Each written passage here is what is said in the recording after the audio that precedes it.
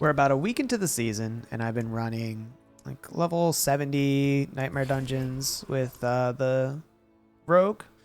I'm just gonna make a random nightmare sigil and show you guys what the average run looks like. I didn't want to pre-plant a sigil for the purposes of this because this is going to be a good example of what the average, I think, everyday sigil will look like.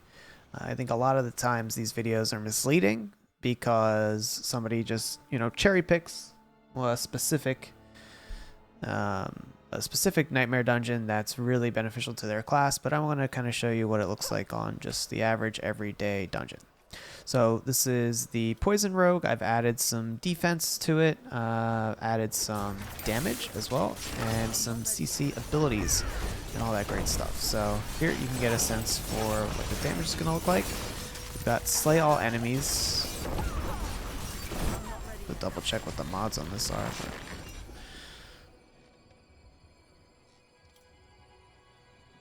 Okay, suppressor affix, not bad. Alright, this actually look pretty good. Oh, we've got a heart. That's why those guys were kind of tanky.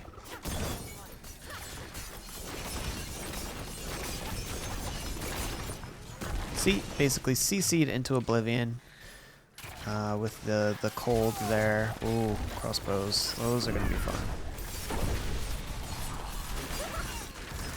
As a ranged character, as a melee character, we don't love crossbows and that kind of stuff because they can really get you off screen. So if you see them, you want to go and try to take them out. So I am not using the barber, which many people are, but it is my opinion that the barber kind of ruins your rogue. The rogue has so many abilities that proc off of chance to cast, lucky hit, and all that great stuff, that adding barber into that and kind of taking away all of those procs really messes with your damage, really messes with the fluidity of the rogue, and I am not a fan. So in place of the barber, I am using Vile Apothecary, which is applying all three of my imbuements at once. And since we've got +3 all imbuement amulet, we're getting shadow imbuement, poison imbuement, and cold imbuement all at once. So having all three of our imbuements apply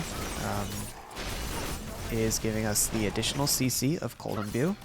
It's giving us additional AoE damage from shadow imbue, similar to the effect that you would get from barber, which is an explosion effect with shadow damage actually.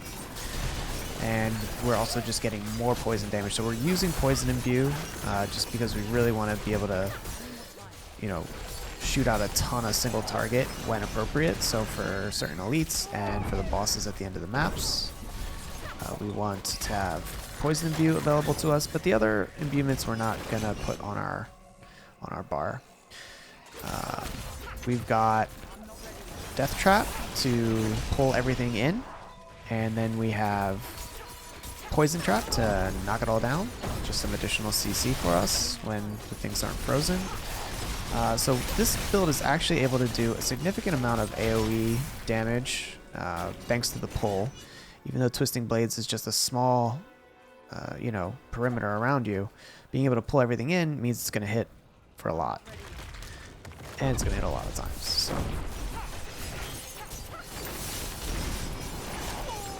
here you can see there's the poison damage.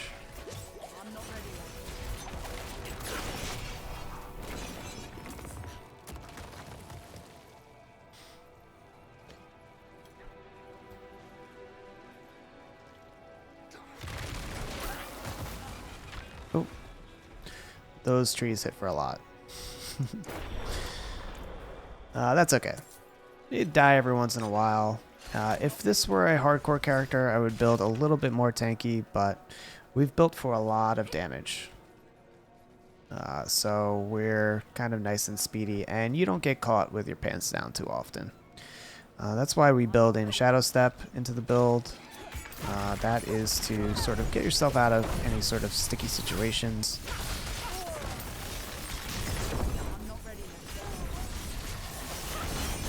Here, when everything's all nice and grouped up like that, it's really no threat. Get our loot. Yeah, those trees hurt.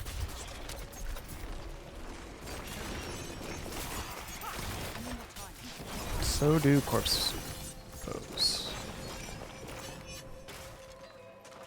If you see one, just shadow step right to it and take it down.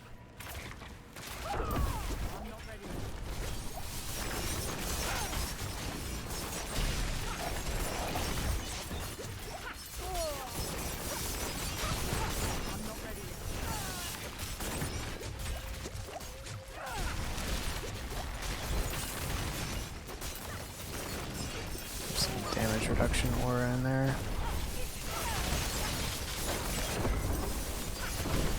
But once you get a good pull in, your siphoning strike is actually quite a decent amount of sustain. So that's what it looks like.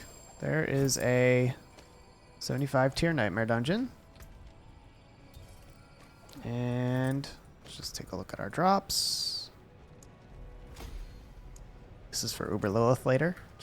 And we're going to look. So the goal is to, eventually do tier 100. But this is where we're at right now, clearing 70s pretty easily. So there's Noxious Ice on our helm. We're using Might on the chest.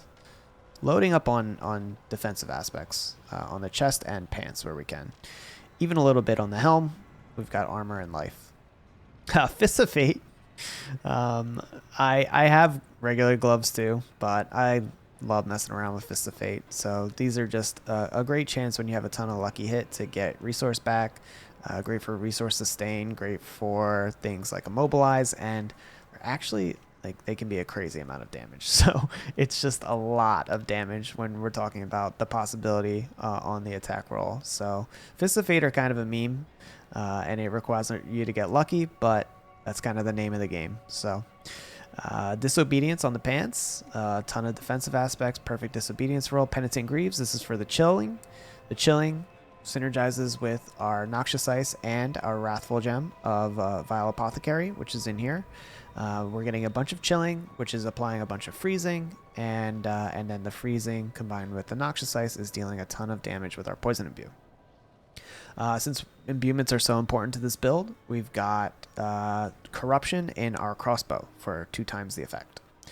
And let's see. Yep. Damage is what you want here. Blast Trapper on the amulet, just so everything is basically vulnerable all of the time. We love that. Never really have to worry about it. We're running 2 traps, Death Trap and Poison Trap with Exposure passive, which I'll go over in a sec. So our traps are almost always up, which means Blast Trapper is always up, which means everything is vulnerable all the time.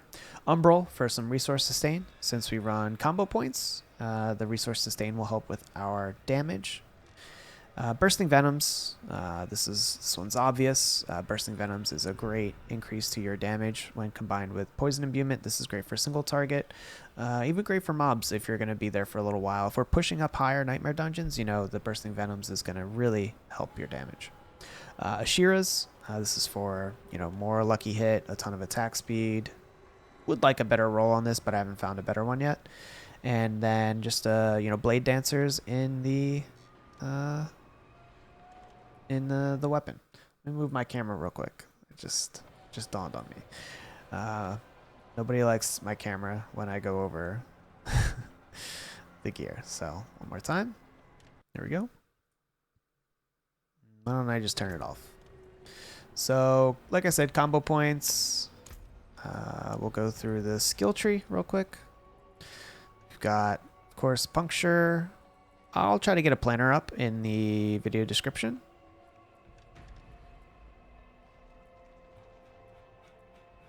Of everything we're using here. Poison Imbuement, we've got really pumped up. Frigid Finesse is combining with all of our chilling effects and cold. Death Trap. I didn't take Death Trap all the way to Supreme. We don't really get a lot of kills with it, and I want kind of am using that skill point in other places. So, so that's the skill tree. And the Paragon board, you will remember, it's the Paragon board I've been using and showing you guys since day one. We're only 95 right now, so it's not fully maxed out, but here's what it looks like at the moment.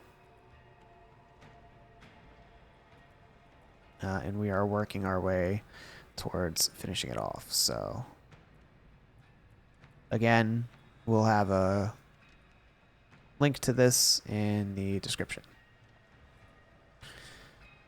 We have strength over here. All right, let's make our way up towards this guy. Okay. And that's the build. So like I said, it works pretty well. It's pretty quick. Pay attention to what drops on the ground. You know, any on-death effects, they can still kind of get you, but it's got great survivability, great CC, so that if you're actively attacking, you're really not going to have to worry about anything. So anyway, that's it. I hope you guys like this. I'm going to keep giving you updates on where the build is at on our quest and our push to 100. I expect that we will get there pretty soon.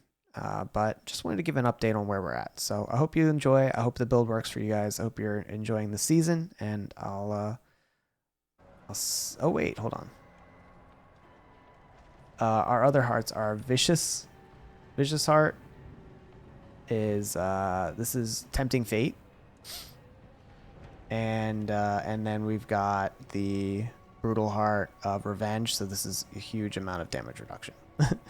And that's it. I'm gonna end it there. I hope you guys are having a great season, and I'll catch you in the next one. Peace.